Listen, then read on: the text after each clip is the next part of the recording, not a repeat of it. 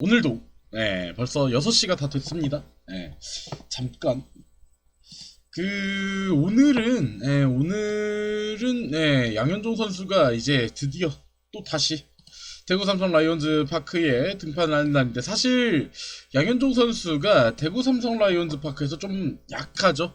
누가 봐도 알 수 있을 정도로 좀 약한데, 오늘은 어떤 모습을 보여줄 수 있을지. 또 사실 근데 또 라이온즈 파크에서 올해는 지금 한 경기에 나와서 조금 괜찮았어요. 한 경기에 나와서 조금 괜찮았고, 지금 아직 차트를 수정을 안 했는데,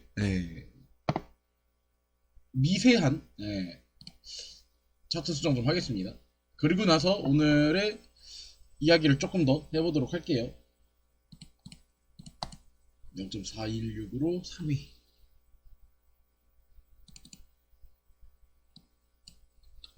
1, 2가 더 높아졌어. 네, 여기까지만 합시다. 여기까지만 하고 바로 오늘의 이야기 들어가 보도록 할게요. 사실 기아 타이거즈가 지금 다시 상승세를 가져가고 있습니다. 5연승 뒤 1패, 그리고 다시 승리를 거둠으로써 어떻게 보면은 어저께 이제 오승환에게 정말 뼈아픈 패배를 안기면서 기아 타이거즈가 뭔가 다시 이렇게 내려가려는 상황에서 정말 장타로 데이터는 거짓말을 하지 않는다고 느끼는 게, 장타로 이렇게 리바운딩을 하는, 그것도 최영우가 3번 타자 중심으로서의 역할을 해주는 모습이 아주 좋았고, 오늘은 되게 짧게 얘기를 하고 들어가려고 해요. 사실 어저께 이제 세이브를 거뒀던 전상현 선수에 대해서 얘기를 좀 하려고 합니다. 자, 윈도우를 캡처해볼까?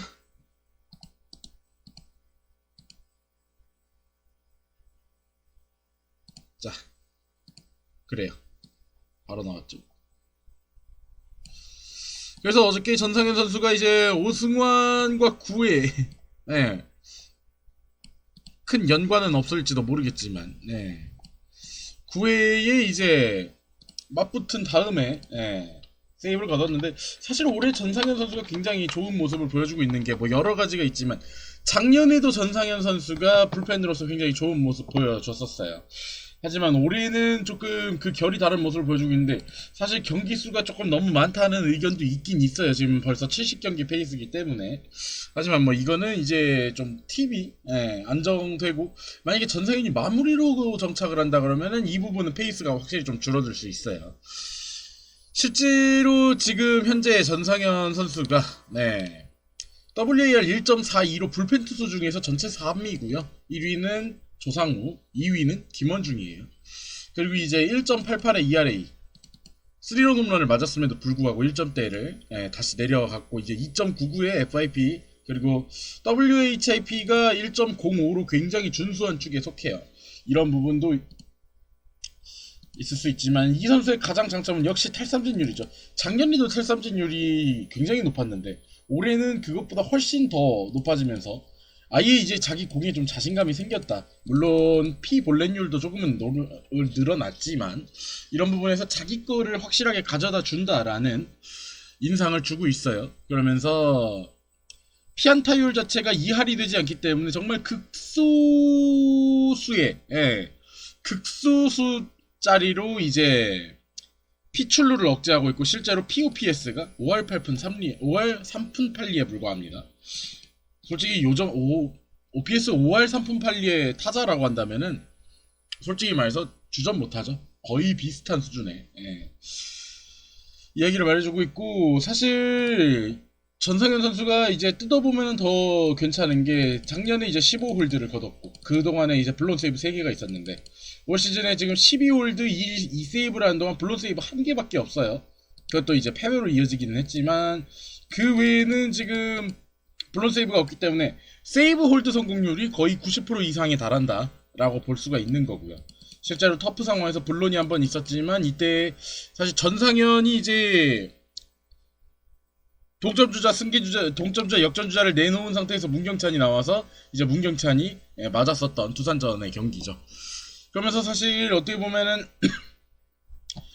전상현 이전에 이 자리에 있었던 선수는 김윤동 선수인데, 김윤동 선수가 부상으로 전력 이탈을 하면서 전상현 선수가 자연스럽게 이제 셋업맨, 그리고 지금은 문경찬 선수를 대신해서 임시 마무리를 맡고 있지만은 굉장히 어떻게 보면은 물론 스타일은 조금 다르죠. 전상현도 구위가 좋지만 김윤동은 속도 자체가 이제 빠르고 묵직한 페스트볼을 앞세워서 상대 타자들의 힘으로 좀 윽박지른다는 느낌이라면은 전상현도 역시 힘으로 좀 윽박지르는 스타일이긴 하지만 여기에서 탈삼진율과 제구가 더욱더 극대화된, 어떻게 보면 제구가 안정된 공을, 비슷한 위력의 공을 제구가 안정된 상태에서 던지다 보니까 더더욱 이제 탈삼진율이 높아지는 거고, 구속은 조금 낮긴 하지만요, 상대적으로.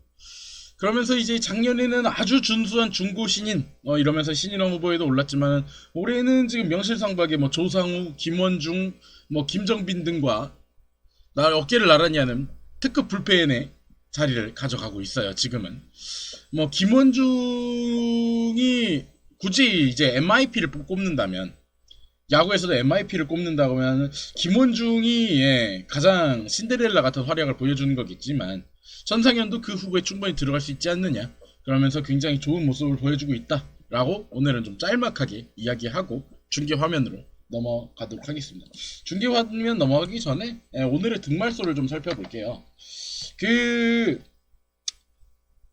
LG 트윈스가 득말소가 조금 재밌는 득말소가 있습니다. 지금 페이스가 굉장히 안 좋아진 최은성을 말소를 시켰고, 그리고 오늘 이제 곧 선발인 정찬원 선수를 등록을 시켰어요. 사실 유중인 감독이 면담을 했다고 해요. 최은성 선수한테 너 말소 시켜주는 게 좋을까? 어떻게 할까? 라고 하니까는 최은성 선수가 좀 시간이 필요합니다. 그러면서 타격 페이스가 완전히 좀 떨어져 있다. 그래서 이제 말소를 시켰다 라고, 몸에 문제가 있는 건 아니라고 해요. 그렇게 LG 트윈스가 조금 외야의 뎁스를 줄였습니다.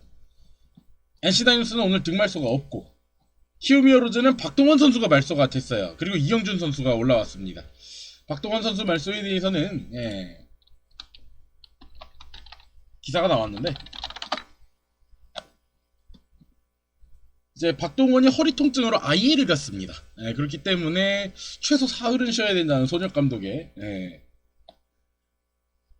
멘트와 더불어서 이영준 선수가 또 이제 말소가 됐다가 다시 올라왔죠. 그 다음에 이제 두산 베어스 같은 경우에는 김재호 선수가 다시 말소가 됐어요. 김재호 선수가 완벽하지 않은 상태로 등록이 됐었는데 이런 것에 대한 후유증이 있었는지 다시 말소가 됐고, 백동원 선수가 올라왔습니다. 원래 개명 전에는 백민기 선수였죠. 기아 타이거즈는 말소가 없고요. 삼성 라이온즈도 말소가 없습니다. 삼성 라이온즈도 어저께 패배는 했지만 뭐 딱히 누구를, 뭐 오승환이 블론패를 했다고 오승환을 말소하느냐, 그건 아니거든요. 그렇기 때문에 KT 위즈 없고요. 롯데 자이언츠도 없고, SK 와이번스는 2명씩 말소와 등록이 있네요. 신재용 선수가 오랜만에 등록이 됐네요. 백승건 선수하고 신재용 선수가 등록이 됐는데, 그 자리를 이제 박희수 선수가 말소가 되고 신재용 선수와 맞바꾸는 이런 느낌으로 갑니다. 그리고 트레이드 돼서 온 김경호 선수가 자주 왔다 갔다 하네요. 자주 왔다 갔다 하고, 그리고 하나 이글스는 오늘 득말소가 없습니다. 요쯤 하시고 오늘은 이제 슬슬 중계가 이제 아직 알림이 안 왔는데, 아직은 공방이 켜지지는 않았고, 그렇기 때문에 사실 그 삼성 라이온즈가 올 시즌에 보시면은 지금 현재 이제 최근 일주일로 봤을 때 가장 핫한 타자는 역시 강민호겠죠. 강민호가 뭐 첫 경기에도 4타수 렌즈 때문에 전 힘들 때가 많았죠. 그 이유는 늘 끼던 걸로 주세요. 하지만 이젠 워터렌즈 주세요. 눈에 닿는 건 수분 쿠션 같은 편안함. 렌즈 건조감, 눈 감아주면 안 되겠죠? 워터렌즈. 아캄.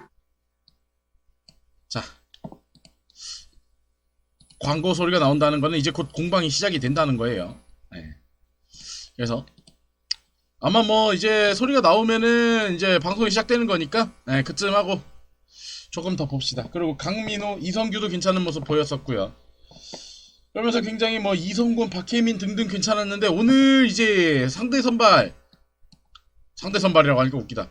기아 타이거즈의 선발이 양현종 선수이기 때문에 허삼여 감독은 어느 정도 약간의 표적 기용을 했습니다. 양현종을 상대로 통산 5할 3푼 8리를 기록하고 있는 최영진 선수를 기용을 했고요. 그리고 이제 박혜민을 9번으로 내리고 박승규 선수를 기용하는 부분도 있었고, 그러면서 최영진을 1루수에 기용을 하면서 이성곤이나 이성규 같은 1루수 자원들을 뺐어요, 우선. 그런 다음에 그 빠진 장타력을 복원하는 데에는 김동엽 선수를 기용을 했습니다. 실제로 그 김동엽이 지금 현재 최근 일주일 동안 페이스가 좋지는 않은데, 상대를 보시면은 올 시즌은 양현종 상대로 홈런이 하나 있거든요, 김동엽이. 예. 그렇기 때문에 3타수 1안타지만 홈런이 하나 있기 때문에 사실 허사면 감독이 이 기억을, 그것도 올 시즌이거든요. 예, 그렇기 때문에 이 기억을 살리지 않았는가. 실제로 뭐 통산 양현종을 상대로 했을 때 그렇게 좋다고는 보기 어렵겠지만 올 시즌에 이제 홈런을 기록하고 통산 이제 2개의 홈런을 기록한 적이 있기 때문에 그 기억을 높이 사지 않았나 싶습니다.